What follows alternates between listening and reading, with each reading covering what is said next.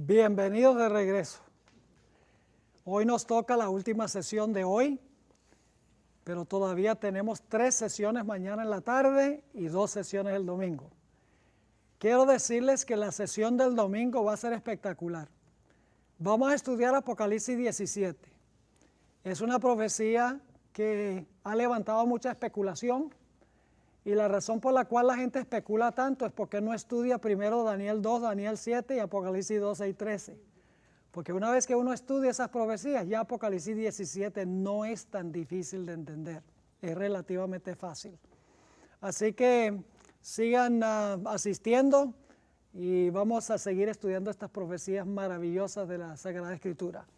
Queremos pedir que Dios bendiga nuestro estudio de esta segunda parte de la bestia con cuernos de cordero, así que inclinemos nuestros rostros para pedir la bendición del Señor.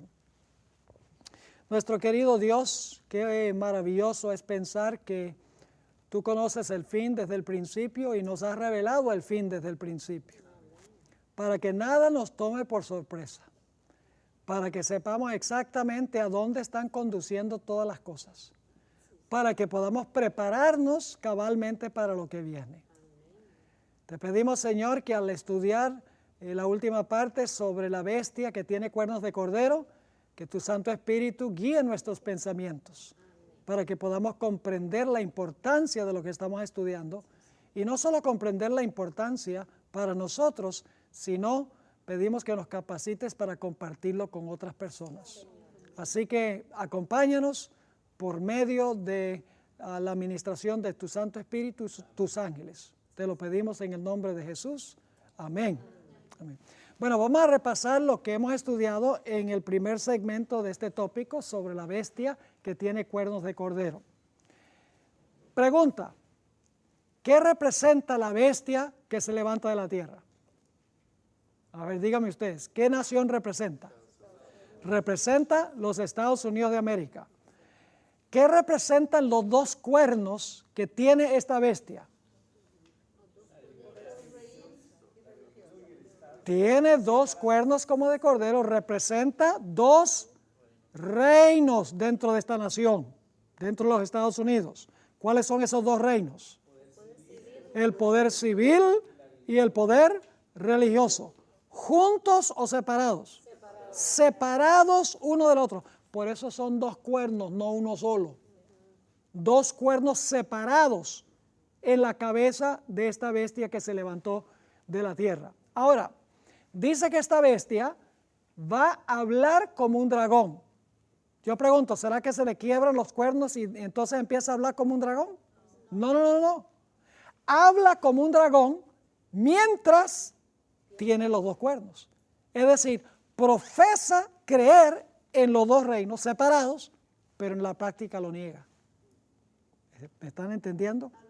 Es un concepto supremamente vital para lo que vamos a estudiar. Ahora, cuando dice que habla con la voz del dragón, ¿qué representa el dragón? El dragón representa a Satanás, obrando por medio de Roma. Y déjenme ampliar ese punto antes de que vayamos al material. La primera bestia de Apocalipsis 13, ¿qué representa? La primera bestia que se levantó del mar, ¿qué poder representa esa bestia? El poder papal, ¿verdad que sí? Es el papado, que gobernó 1260 años, que persiguió a los santos, que habló blasfemias contra el Altísimo, representa a Roma papal. La primera bestia de Apocalipsis 13, Roma, en su etapa papal. Ahora, en Apocalipsis 12 dice que durante ese periodo el dragón persiguió a la mujer. Es decir, fue Satanás usando ¿qué poder? Usando a Roma. Roma quería matar al niño, Roma persiguió a los santos, así que cuando en Apocalipsis 13 dice que esta bestia habla como un dragón, quiere decir que esta bestia habla como ¿quién? ¿Como qué nación? Habla como Roma. Y la profecía lo dice, porque dice que impone la marca de la bestia, del papado. Hace una imagen de la bestia. Manda a todos a adorar a la bestia. En otras palabras, es portavoz de la bestia.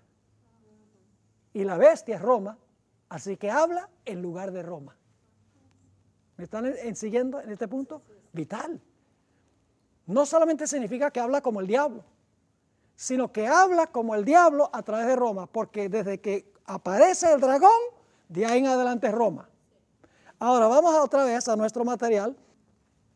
Los padres fundadores de los Estados Unidos conocían tres cosas, decíamos. En primer lugar, conocían muy bien la historia de la iglesia en la Edad Media, cuando se unió la iglesia con el Estado. Conocían muy bien la historia de los Estados Unidos durante la época colonial, a donde también se unió la iglesia con el Estado, en la época colonial de los Estados Unidos. Y conocían, en tercer lugar, muy bien las Sagradas Escrituras. Conocían muy bien lo que había pasado con Jesús cuando la iglesia apeló al poder civil para llevar a la muerte al Señor Jesucristo. Conocían bien lo que sucede cuando la iglesia se combina con el poder civil para perseguir a los que no están de acuerdo con las enseñanzas y con las prácticas de la iglesia.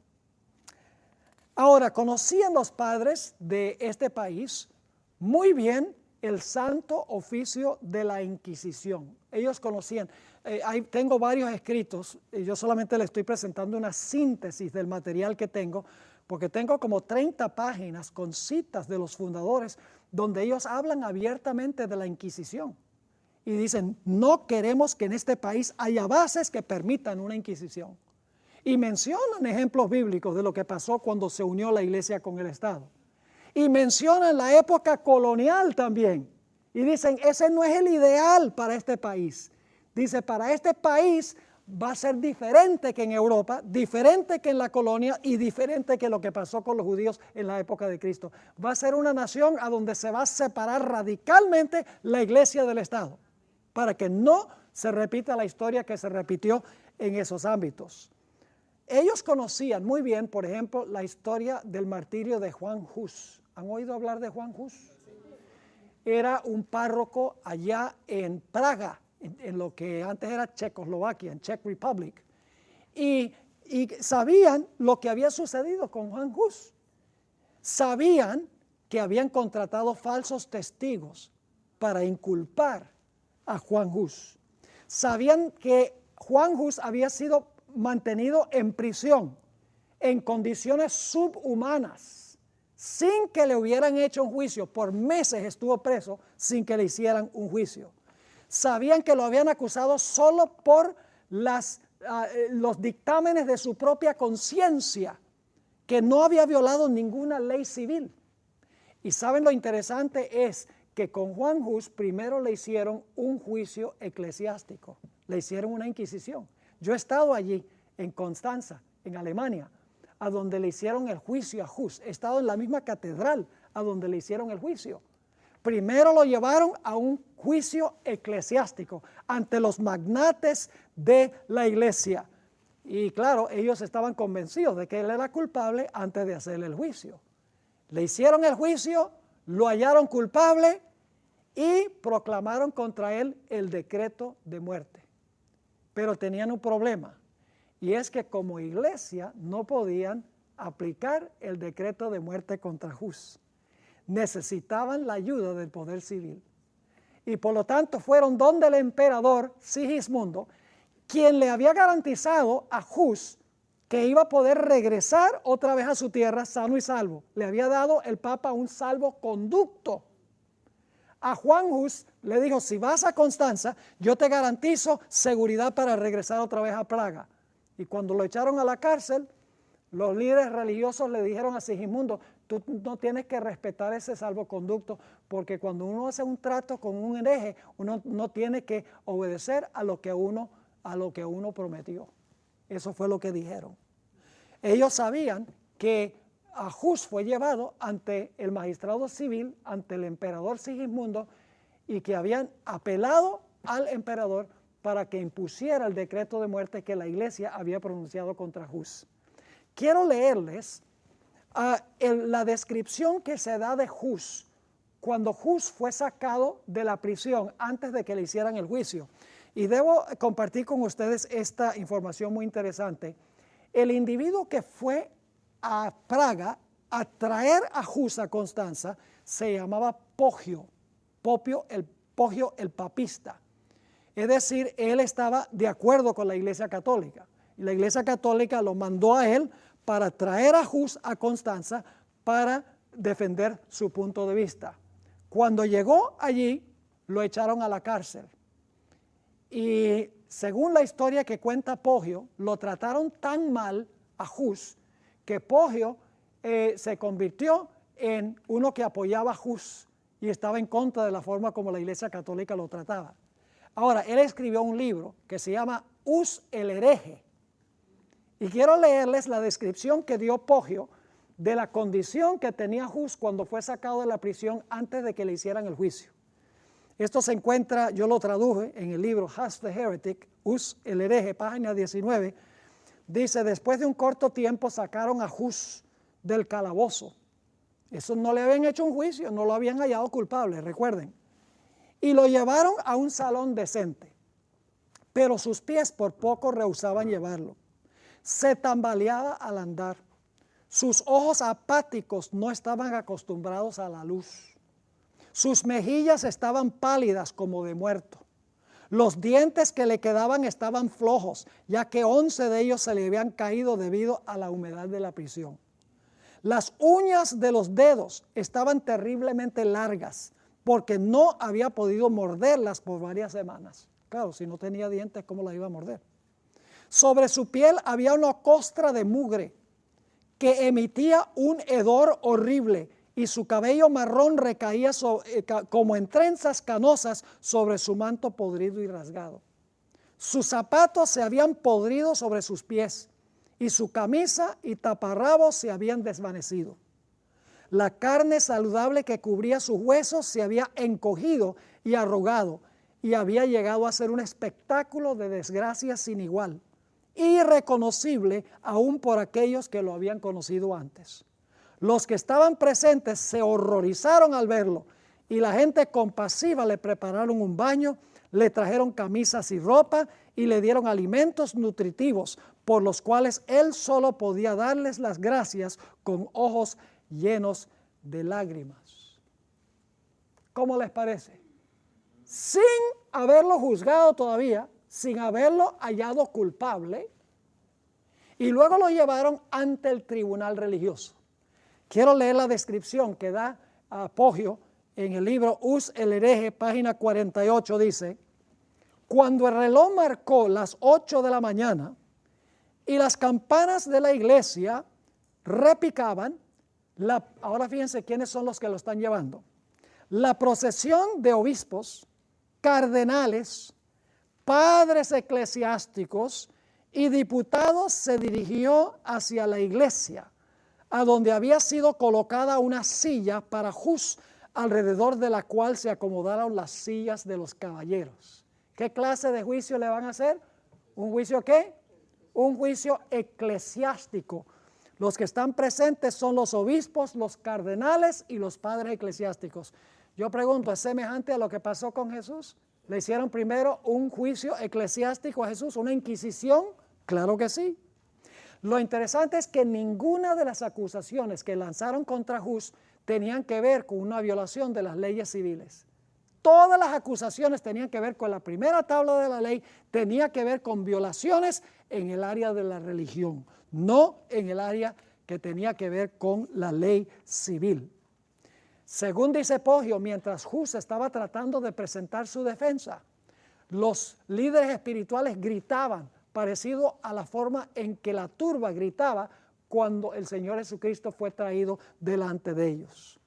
Finalmente se cayó el ambiente y Hus se le permitió decir algo. Y quiero que noten lo que Poggio dijo, que declaró Hus. Estaba hablándole directamente aquí a los líderes espirituales. Dios le dio a Pedro, su discípulo, la llave para abrir los corazones y el cielo de la fe. Es decir, le dio la Biblia, ¿verdad? Le dio el Evangelio para abrir el cielo. Pero ahora escuchen lo que dice. Pero no le concedió la espada, para matar así como ustedes matan a todos aquellos que evaden y rechazan sus doctrinas mundanas. Le dio a la iglesia, dice él, la llave para abrir los corazones y el cielo de la fe, pero no le dio la espada para matar a los que no estaban de acuerdo con la iglesia. Finalmente se tomó el voto para ver si era culpable o no. Lo interesante es que de los presentes, 31 individuos votaron que no era culpable. 11 votos dijeron que era culpable y que se le debía excomulgar. Y 45 votantes dijeron que era culpable y que se debía ejecutar contra él la sentencia de muerte.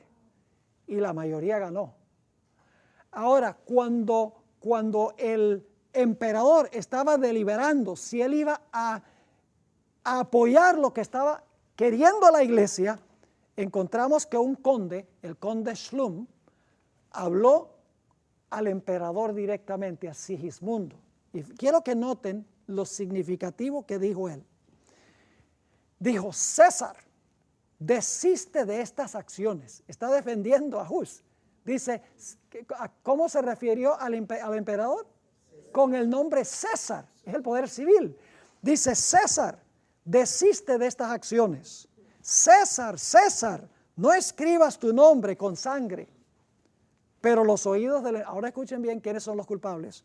Pero los oídos del emperador, que ya estaban sordos, fueron cerrados aún más por los cardenales, los obispos y los sacerdotes, que se agruparon a su alrededor, besaron el borde de sus mantos y alabaron su nombre. En el acto, el emperador tomó en su mano la pluma y escribió su nombre. La fecha, 5 de julio de 1415. Y luego Hus fue llevado a un lugar en las afueras de Constanza y fue incinerado vivo. Fue quemado en la hoguera y sus cenizas fueron tomadas y echadas ahí en el río que queda cerca de Constanza. Los padres constitucionales de los Estados Unidos conocían esta historia y otras. Sabían que cuando la iglesia se une con el Estado, el resultado automático es la persecución. Y por lo tanto ellos dijeron, en este país que estamos fundando no va a ser como fue Europa durante los 1260 años. Vamos a establecer un sistema distinto, un sistema diferente. Pero los padres constitucionales también conocían muy bien la época colonial de los Estados Unidos. Es una época que pocos conocen. Lo único que conocen es cuando llega Thanksgiving y la gente se come el pavo. ¿Ustedes saben por qué en Estados Unidos se celebra el Día de Acción de Gracias, Thanksgiving? ¿Qué está conmemorando el Día de Acción de Gracias, Thanksgiving? Está conmemorando la llegada de los peregrinos a los Estados Unidos, de Europa, cuando la tierra le brindó refugio a los que eran perseguidos en Europa, según estudiamos en Apocalipsis el capítulo 12. Pero mucha gente desconoce cómo era este lugar de los Estados Unidos en la época colonial. Y cuando digo Estados Unidos, no había Estados Unidos en esa época, estoy hablando del territorio. Desconocen, por ejemplo, que los ateos, los judíos, los bautistas, los cuáqueros y gente de todas las religiones que no fuera de la religión oficial de la colonia, que era una religión puritana, la Iglesia de Inglaterra, todos esos que eran de otra religión no disfrutaban de todos los derechos civiles de la colonia. Conocían, por ejemplo, muy bien los padres constitucionales que en las colonias, que originalmente había 13 colonias, en las colonias había leyes dominicales, donde si una persona no iba a la iglesia el domingo, porque ellos creían que el domingo era el día de reposo, a la persona se le podía multar, se le podía azotar, se le podía encarcelar y por lo menos en 3 colonias había un decreto de muerte para aquel que fuera rebelde y no asistiera a la iglesia el domingo. Es decir, el Estado imponía por ley el día de reposo de las iglesias. También los padres constitucionales sabían que en la época de la colonia solamente los miembros de la iglesia establecida podían ocupar un puesto político. Es decir, si usted quería ser un alcalde y no era de la religión oficial de la colonia, de la iglesia puritana, usted no podía servir en ningún puesto del gobierno. Es decir, la religión suya determinaba si usted podía servir en el gobierno o no. Eso es una mezcla de la iglesia con el Estado. Poner condiciones religiosas para que una persona pueda ocupar un puesto político. ¿Sabe qué más sabían? Sabían que la gente le pagaba los diezmos al gobierno y el gobierno le pagaba a los ministros. Imagínense ustedes que funcionara así en la iglesia adventista, que la iglesia adventista le pagara todo el diezmo al gobierno, entonces el gobierno le pagara a los pastores. Esa es una entremezcla de la iglesia con el Estado. Los padres constitucionales conocían muy bien esto. La hermana White, en el libro El conflicto de los siglos, página 337, explicó este asunto de cómo funcionaba la colonia. Y permítame decir esto, ¿saben ustedes que la hermana White nació solamente 29 años después de la herida mortal? Ella nació en 1827 y la herida mortal fue en 1798. Vivió muy cerca del tiempo cuando se le dio al papado la herida mortal y muy cerca al tiempo cuando los Estados Unidos se estableció como nación. Así que ella sabe muy bien lo que está escribiendo. Dice aquí en el conflicto de los siglos 337, los colonos acordaron que solamente los miembros de la iglesia tendrían voz en el gobierno civil. Se estableció una especie de iglesia estatal en la cual todos debían contribuir para el sostén del ministerio. Y los magistrados tenían amplios poderes para suprimir la herejía. ¿Quiénes suprimían la herejía? Los poderes civiles. Por ejemplo, si usted decía que la Trinidad no es una doctrina bíblica, pues la iglesia no solamente lo borraba de la iglesia, sino que la iglesia le decía al poder civil, este es hereje, castígalo, y se le imponían penas civiles. Imagínense eso. Si la gente no iba a la iglesia, los líderes espirituales decían, mire, este no está asistiendo a la iglesia, y le decían al poder civil, mira, castígalo, y le ponían multas, lo azotaban, lo encarcelaban, y había, por lo menos en 3 colonias, la posibilidad de que la persona fuera ejecutada por no asistir, por ser rebelde en asistir a la iglesia los domingos. Sigue diciendo Elena White, se estableció una especie de iglesia estatal en la cual todos debían contribuir para el sostén del ministerio. Y los magistrados tenían amplios poderes para suprimir la herejía. De esta manera, el poder secular quedaba ¿qué?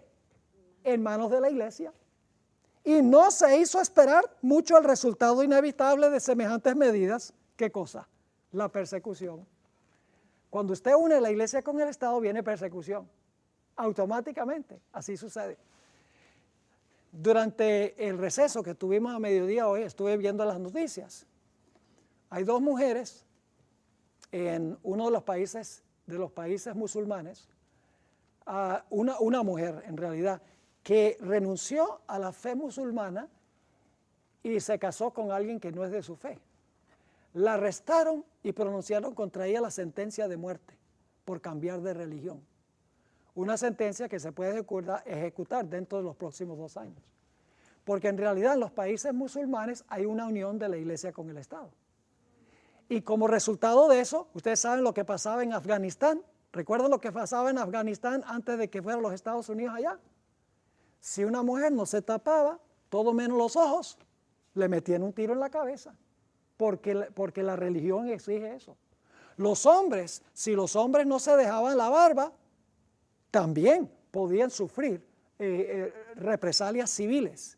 No se podía jugar fútbol, no se podía escuchar música, porque lo prohibía la religión. Es decir, la religión está entremezclada con el poder civil. Y el resultado, cuando la iglesia se une con el Estado, automáticamente es persecución. Así se ha demostrado a través de la historia. Por eso empecé nuestro estudio con Daniel 2, el hierro y el barro. Esa es la profecía fundamental. Y luego las otras profecías van añadiendo pincelazos al cuadro de lo terrible que es unir la iglesia con el Estado. Ahora, quiero que noten otra cita de Elena White, de la página 337 del Conflicto de los Siglos. Dice ella, y sin embargo, ahora fíjense, aunque eran honrados y temerosos de Dios, los peregrinos no comprendieron el gran principio de la libertad religiosa. Vinieron acá huyendo de la persecución, escuchen bien, vinieron a los Estados Unidos, a este territorio, huyendo de la persecución, y luego le quitaron la libertad a todas las personas que no estaban de acuerdo con ellos. Se trajeron las malas costumbres.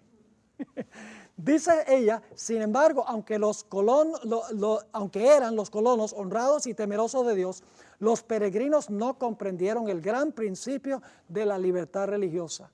Y aquella libertad por cuya consecución se impusieron tantos sacrificios, porque la mayoría murió cuando vinieron acá, dice, no estuvieron dispuestos de concederla a otros. Es decir, aprovechamos la libertad para nosotros, pero se la quitamos a los demás que no están de acuerdo con nuestra religión.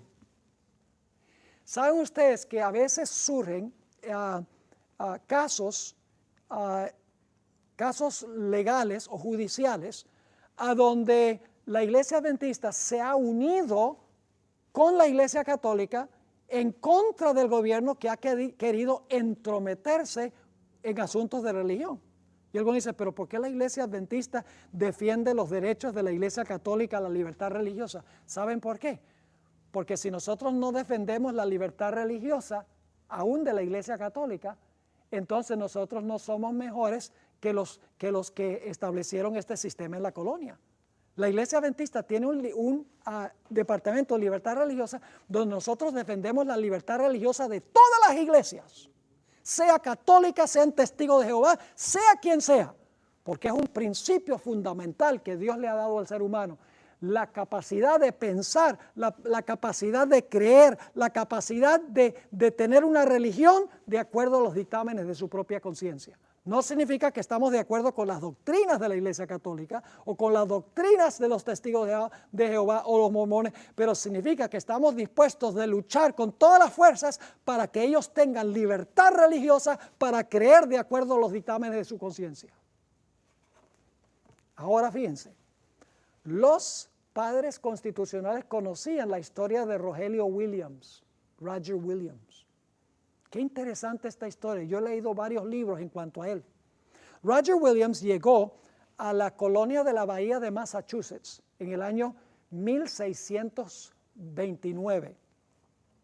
Se estableció allí, llegó a ser ministro de una de las iglesias de la colonia de la Bahía de Massachusetts, que era una de las colonias más significativas de esa época.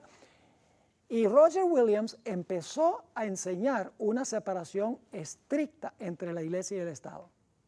Además de eso, Roger Williams defendió los derechos de los indígenas de los Estados Unidos, los indios, los nativos americanos, porque los colonos lo que hacían, si querían la tierra de los indios, lo que hacían era matar a los indios y apropiarse de la tierra. Y Roger Williams dijo, no señor, ellos tienen derechos civiles tanto como ustedes, son seres humanos creados a la imagen de Dios y tienen derechos civiles también. Si ustedes quieren la tierra de ellos, cómprenles la tierra. Y defendió a los indios y además de eso, el primero en la historia de los Estados Unidos en comprender lo que es la verdadera libertad religiosa, lo que es la separación de la iglesia y el Estado. Él habló de una separación radical entre la iglesia y el Estado. Pues eso no le ganó ningún amigo. Se enojaron los ministros de la colonia y le empezaron a hacer la guerra. Y finalmente dieron un decreto de desterrarlo de la colonia. Ahora fíjense, cuando se daba un decreto de desterrar a alguien, bien le valía a la persona irse de la colonia, porque si no, podía sufrir represalias tremendas. Por ejemplo, los cuáqueros. Los cuáqueros eran odiados por los colonos. Yo no sé si ustedes sabían, pero Richard Nixon, un presidente de los Estados Unidos, es el único presidente que hemos tenido en Estados Unidos que era de religión cuáquera. Y eran odiados en la colonia. Si la colonia desterraba a un cuáquero y el cuáquero regresaba, le cortaban una oreja si lo agarraban habiendo regresado. Si el cuáquero se iba y regresaba y lo encontraban en la colonia, le cortaban la otra oreja. Y si lo hallaban por tercera vez, porque a veces dejaba a la familia, quería visitar a la familia, venía secretamente, lo ejecutaban. Nada más por ser cuáquero, por no estar de acuerdo con la religión de la colonia. Así fue en la época colonial de los Estados Unidos. Y Roger Williams cuenta que a fines del año 1635 y a principios de 1636 le tocó huir de la colonia de la bahía de Massachusetts en un invierno crudo. Dice que había montones de nieve que le llegaban casi hasta el cuello. Y dice que por 3 semanas estuvo huyendo. Y si no hubiera sido por los indios que lo alojaron y lo alimentaron y lo protegieron, se hubiera muerto. Hizo una buena inversión en defender los derechos que tenían los indios. Finalmente, después de huir por 3 semanas, vino a parar en el estado más pequeño de los Estados Unidos, el estado de Rhode Island, y estableció la capital que se llama hasta el día de hoy Providence, Providencia. Y allí estableció una colonia y dijo, aquí puede venir cualquiera a establecerse. No me importa que sea ateo, que sea judío, que sea cuáquero, que sea bautista, no me interesa cuál sea su afiliación religiosa, con tal que esté dispuesto de obedecer las leyes civiles y esté dispuesto a trabajar, está bienvenido aquí. Y la colonia de Rhode Island creció y prosperó y había plena libertad religiosa. Los padres constitucionales conocían la historia de la época de la colonia y dijeron, aquí no va a ser como en la época colonial. Conocían también sus Biblias, sabían lo que había pasado cuando los judíos habían apelado al poder civil para acabar con la vida de Jesús. Sabían la historia en el libro Hechos de los Apóstoles, cómo los judíos habían apelado a los poderes civiles para perseguir a los apóstoles. Y ellos dijeron, eso no va a pasar en esta nación. En esta nación se va a establecer un sistema de gobierno distinto. Y así se establecieron los documentos de incorporación de los Estados Unidos. En 1776 se firmó la Declaración de Independencia. Entre otras cosas, la Declaración de Independencia decía que todos los hombres fueron creados iguales y tienen ciertos derechos inalienables. ¿Sabe lo que significa inalienables? Significa que nadie se los puede quitar porque Dios se lo da a uno por nacimiento, son propiedad de cada individuo. Dice, y tienen ciertos derechos inalienables, entre los cuales están el derecho a la vida, a la libertad y a la búsqueda de la felicidad. Eso decía la Declaración de Independencia. Y la Constitución, ratificada en 1787, presentaba la idea de un gobierno del pueblo, para el pueblo y por el pueblo. Una república, en otras palabras, donde la nación no era gobernada por un rey, sino la nación era gobernada por los mismos ciudadanos. Una república a través de sus representantes. Y en 1791 se ratificó el Acta de Derechos, se llama Bill of Rights, que son las primeras 10 enmiendas a la Constitución de los Estados Unidos, a donde se garantizan los derechos religiosos y civiles de los ciudadanos. Lo interesante es que todos estos documentos se ratificaron inmediatamente antes de que la bestia recibiera su herida mortal. Ya Dios estaba levantando la nación que iba a tomar el lugar del poder que estaba a punto de caer. Dios estaba levantando a una nación a donde por lo menos en el principio iban a existir la idea de estos dos reinos, separación de la iglesia del Estado, libertad civil y libertad religiosa, a donde se pudiera predicar el evangelio libremente y proliferarlo a todo el mundo. Dios estableció en este país un lugar a donde en época de paz, por un tiempo, se iba a poder proclamar el evangelio con plena libertad y con plena paz. Un examen cuidadoso, mis hermanos y hermanas, de la historia de los Estados Unidos, especialmente de los padres fundadores, nos demuestra claramente que los fundadores establecieron a este país sobre dos grandes principios. La idea de que debe existir el reino civil y el reino religioso, separados uno del otro, y de esa idea se desprende la idea de libertad civil y de libertad religiosa. Se conoce como republicanismo. Republicanismo significa un gobierno civil representativo, una república. Algunos han interpretado mal lo que la hermana White dice, que cuando un gobierno republicano imponga la ley dominical, dicen, el partido republicano va a imponer la ley dominical. No.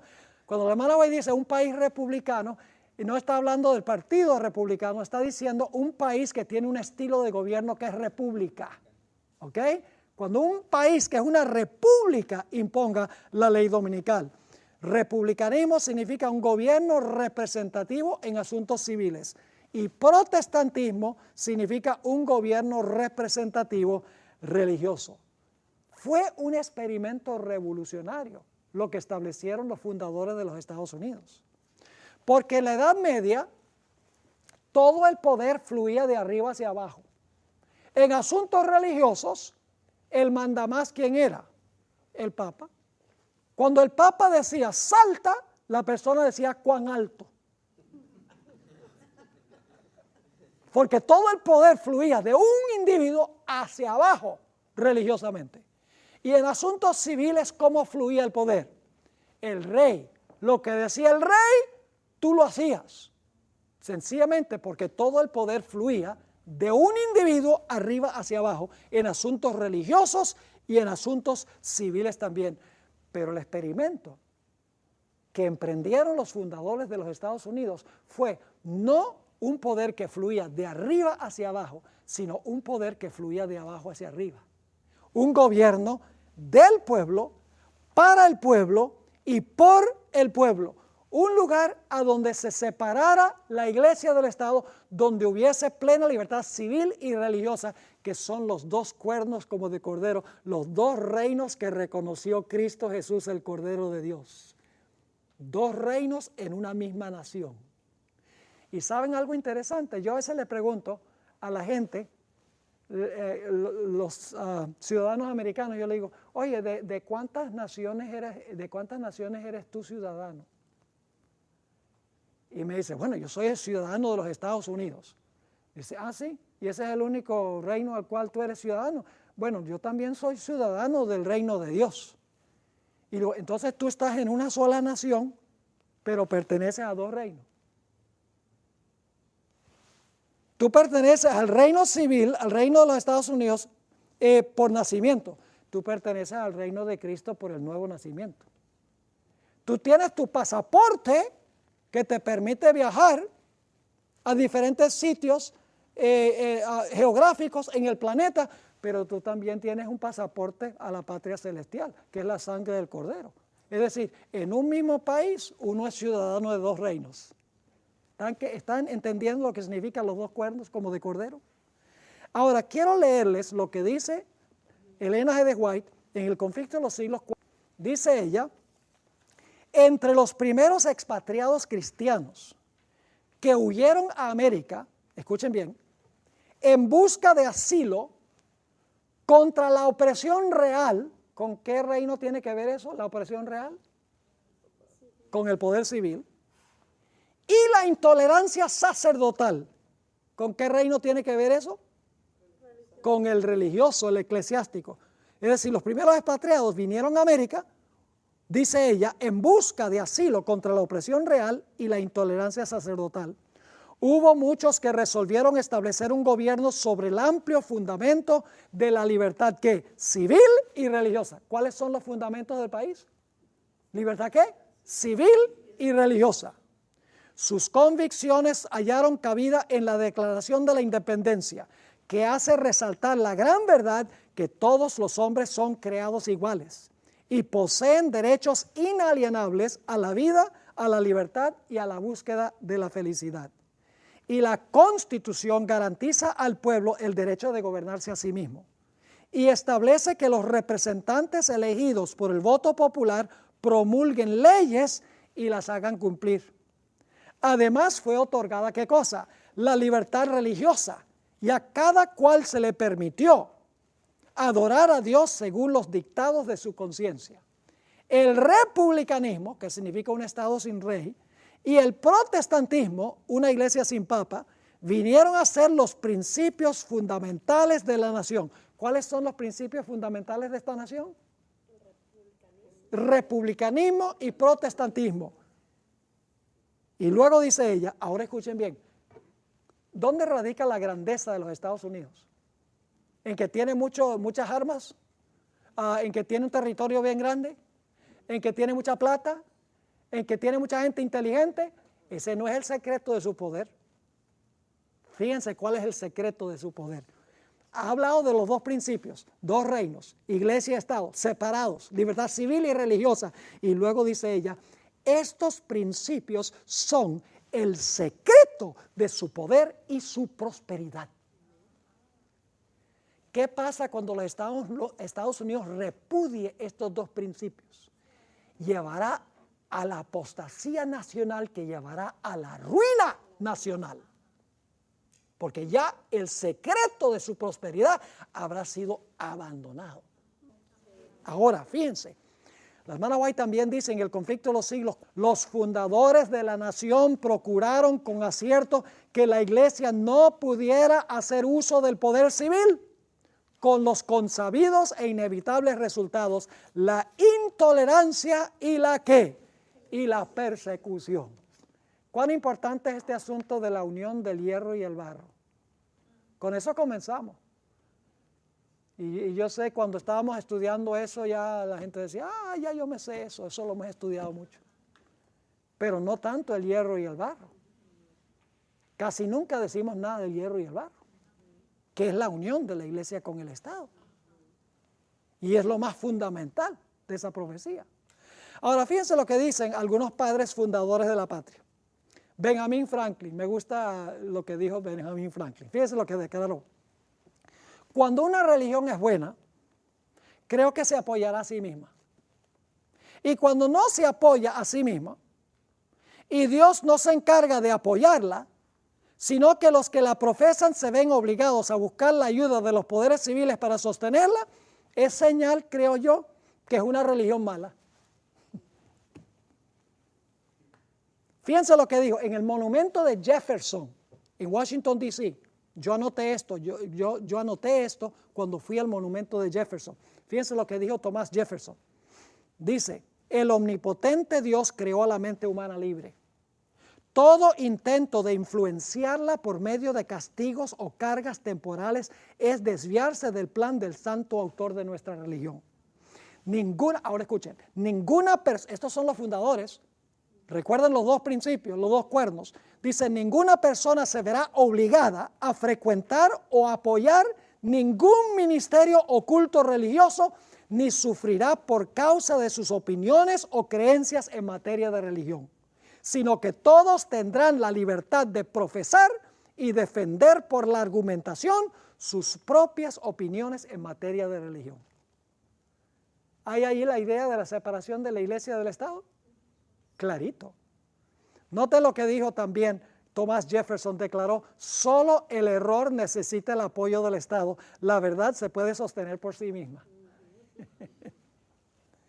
Y fíjense lo que dijo George Washington, el primer presidente de los Estados Unidos, declaró, está hablando de cuando se ratificó la Constitución, él fue el que presidió la reunión, el Congreso Constitucional, cuando se redactó la Constitución. Él estaba sentado en una silla a donde en la parte trasera de la silla había como un sol naciente, símbolo de que la nación estaba levantándose en ese momento. Fíjense lo que dijo George Washington, nunca hubiera colocado mi firma sobre la Constitución que fue redactada por la convención sobre la cual tuve el honor de presidir, si hubiera albergado la menor duda de que ésta iba a poner en peligro los derechos religiosos de cualquier sociedad eclesiástica. Y si hoy pudiese concebir de algún momento en el futuro en que el gobierno general, que significa el gobierno federal, se administrase de tal manera que la libertad de conciencia estuviese en peligro, les aseguro que nadie sería más celoso que yo en establecer barreras en contra de los horrores de la tiranía espiritual y de toda índole de persecución religiosa. Pues ustedes se acordarán que a menudo he expresado mi sentir de que cualquier persona que se porta como buen ciudadano y que es responsable solo ante Dios por sus opiniones religiosas, debe ser protegido al adorar a Dios de acuerdo a los dictados de su propia conciencia. Así dijeron los padres fundadores. Ellos entendían cuáles eran los dos cuernos como de cordero, los dos reinos que reconoció Jesús. La iglesia y el Estado separados y plena libertad civil y plena libertad religiosa. Ahora, se ha vuelto costumbre entre los evangélicos y católicos conservadores en los Estados Unidos de decir que en realidad la Constitución de los Estados Unidos, particularmente la primera enmienda, se estableció para proteger a la iglesia del poder del Estado, no al Estado de la influencia de la iglesia. Pero en realidad esto es una falsedad, porque ya hemos visto que en la Edad Media el peligro no era que el Estado controlase a la iglesia, el peligro era que la iglesia controlase el Estado. En la época colonial no era que el Estado controlara a la iglesia, sino que la iglesia controlara el Estado. En los tiempos de Cristo el problema no era que el Estado controlaba a la iglesia judía, sino que la iglesia quería controlar el Estado. Es decir, es un mito esa idea de que la Constitución fue establecida para proteger a la iglesia del poder del Estado. Ahora, los mismos grupos evangélicos y conservadores católicos dicen que en ninguna parte de la Constitución aparece la expresión separación de la iglesia del Estado. Y es verdad que la Constitución no dice separación de la iglesia del Estado, pero el concepto está claro en la primera enmienda a la Constitución, que es parte de la Constitución. Noten lo que dice la primera enmienda a la Constitución. Saben que en la primera enmienda están los dos cuernos como de cordero. Ahí están clarito, porque la primera enmienda garantiza libertad civil y libertad religiosa. Fíjense lo que dice la primera enmienda a la Constitución. El Congreso no hará ninguna ley que tenga que ver con el establecimiento de religión. El Congreso no puede hacer ninguna ley que tenga que ver con religión. Y luego dice, ni que prohíba el libre ejercicio de ella. Es decir, el Congreso no puede hacer una ley que establezca religión, ni le puede prohibir a usted que practique su religión. Lo prohíbe la primera enmienda a la Constitución de los Estados Unidos. Eso se conoce como la cláusula del establecimiento y la cláusula del libre ejercicio. Es decir, el gobierno federal no puede hacer ninguna ley que establezca alguna observancia religiosa ni que prohíba que usted practique su religión. Ahora, lo interesante es que en la primera enmienda también garantiza los derechos civiles. Ahí están los dos cuernos en la primera enmienda, porque sigue diciendo, el Congreso no hará ninguna ley que tenga que ver con el establecimiento de religión, ni que prohíba el libre ejercicio de ella, ni que coarte la libertad de ¿qué? De expresión, ni la libertad de la prensa. ¿Es un derecho civil la libertad de la prensa? ¿Es un derecho civil la expresión, la libre expresión? Sí. ¿O el derecho que tiene el público de reunirse pacíficamente? ¿Es un derecho civil? Sí. Y pedirle al gobierno que se les haga ¿qué cosa? Que se les haga justicia. ¿Está claro eso? Más claro no canta un gallo a las 3 de la mañana en El Salvador. Es decir, que claramente la primera enmienda dice que el Congreso no puede hacer una ley que establezca religión, ni que prohíba que usted practique su religión, y la primera enmienda garantiza plena libertad civil. Ahí están los dos cuernos como de cordero en la primera enmienda a la Constitución de los Estados Unidos. Ahora voy a adelantarme un poquitico y les voy a preguntar esto. ¿Qué va a pasar en los Estados Unidos? ¿Ustedes creen que los Estados Unidos va a eliminar la primera enmienda a la Constitución? ¿Creen que la van a tachar, la primera enmienda? No. La primera enmienda, no van a deshacerse de la primera enmienda. Se van a quedar con la primera enmienda. Pero ¿saben lo que van a hacer? Y esto lo vamos a estudiar en nuestro primer tema mañana. Vamos a hablar de la imagen de la bestia. Porque ahora estamos hablando de la bestia que tiene cuernos de cordero. Pero tenemos que hablar de la imagen de la bestia. Mañana les voy a demostrar que la Corte Suprema de los Estados Unidos, cuando el Congreso va a hacer una ley dominical, va a redactar una ley dominical. Yo pregunto, ¿sería inconstitucional una ley dominical? El Congreso no puede establecer religión. Una ley que prohíba la observancia del sábado, ¿sería inconstitucional? Sí, porque el gobierno no puede prohibir que usted practique su religión, constitucionalmente. Pero ¿saben lo que va a hacer los Estados Unidos? Los Estados Unidos, la Corte Suprema va a decir que una ley dominical es constitucional. Y va a decir que una ley en contra del sábado es constitucional. Es decir, va a declarar constitucional lo que es inconstitucional. La Corte Suprema de los Estados Unidos lo va a hacer. Yo pregunto, ¿es eso parecido a lo que dice Apocalipsis 13:11? Tenía 2 cuernos como de cordero, los 2 principios en la primera enmienda, pero al mismo tiempo que tiene los 2 principios, los niega hablando como un dragón.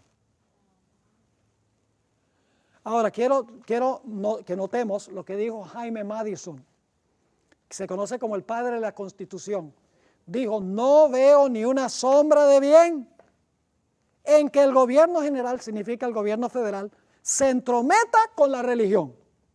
Aún la menor interferencia del gobierno general en la religión sería una usurpación descarada. Puedo apelar a mi conducta uniforme en este asunto que siempre he apoyado cálidamente la libertad religiosa. ¿Saben que muchos cristianos conservadores, católicos, evangélicos dicen que esta nación es una nación cristiana? Esta no es una nación cristiana, es una nación de cristianos. Ser una nación cristiana sería inconstitucional, porque sería establecer la religión cristiana por encima de todas las demás religiones. ¿Me están entendiendo? No es una nación cristiana, sino que es una nación predominantemente que tiene ¿qué? Cristianos. En un tratado que se firmó solo un año antes de la herida mortal, se conoce como el Tratado de Trípoli, los Estados Unidos declaró lo siguiente: el gobierno de los Estados Unidos en ningún sentido está fundado sobre la religión cristiana. ¿Sobre qué está fundada los Estados Unidos? ¿Sobre una religión? No, porque si estableciera la religión cristiana, entonces todas las demás religiones serían ilegales. La iglesia, el Estado americano nunca ha tenido un concordato con ninguna iglesia, porque el Estado gobierna en asuntos civiles y no reconoce con favoritismo ninguna religión, porque el gobierno no debe meterse en religión. Lo que sí puede hacer es defender el derecho que tienen todos de practicar su religión. Ese es el único papel que tiene el gobierno con la religión, es garantizarle a todos el derecho del libre ejercicio de la religión de acuerdo a los dictámenes de la conciencia. Quiero terminar mencionando una carta que escribió Thomas Jefferson el año 1802 a la Asociación Bautista de Danbury, porque ellos estaban preocupados en cuanto a la posibilidad de que llegase a existir una ley religiosa, una ley del gobierno en contra de la religión. Y Thomas Jefferson escribió y dijo lo siguiente: creyendo como ustedes, es decir, estos bautistas, que la religión es algo que debe permanecer solo entre el hombre y su Dios, y que el hombre le debe rendir cuentas tan solo a Dios por su fe y por su culto, y que los poderes legítimos del gobierno alcanzan tan solo a nuestras acciones y no nuestras opiniones, yo contemplo con soberana reverencia el acta de todo el pueblo americano que declara que la legislatura no debe redactar ninguna ley que tenga que ver con el establecimiento de religión, ni que prohíba el libre ejercicio de ella, edificando así un muro de separación entre la iglesia y el Estado. ¿Qué hay entre la iglesia y el Estado? Según lo dice el mismo Thomas Jefferson, hay un muro de separación entre la iglesia y el Estado. Y saben que la idea del muro ha sido mordazmente atacada por los evangélicos y los católicos en Estados Unidos. Dicen, tumbemos esa pared, porque quieren que el gobierno favorezca a la iglesia. Y todo eso es influencia de la iglesia católica sobre el protestantismo hoy en día. Y los protestantes hoy se quieren unir con la iglesia católica. En nuestro último tema voy a compartir con ustedes cosas increíbles que están sucediendo en el mundo ecuménico. Increíble, las iglesias todas quieren unirse con el papado y formar un cristianismo unido. Ahora, en nuestro próximo tema, vamos a estudiar en cuanto a la imagen de la bestia. Es un tema fascinante. Ahora hemos estudiado en cuanto a la bestia del mar. Hemos estudiado en cuanto a la bestia que tiene 2 cuernos como de cordero. Pero la bestia que tiene 2 cuernos como de cordero va a ser una imagen de la primera bestia. Va a ser una réplica de la primera bestia. ¿Qué significa eso? Sencillamente significa que la bestia que tiene cuernos de cordero va a ser un sistema que una la iglesia con el Estado, que es un reflejo de lo que era el papado durante la Edad Media, cuando el papado unía la iglesia con el Estado. Es decir, mañana vamos a estudiar lo que va a suceder en los Estados Unidos, tristemente, donde la nación va a repudiar los principios sobre los cuales fue edificada y va a levantarse de nuevo la persecución contra el pueblo de Dios. Los esperamos en la próxima sesión.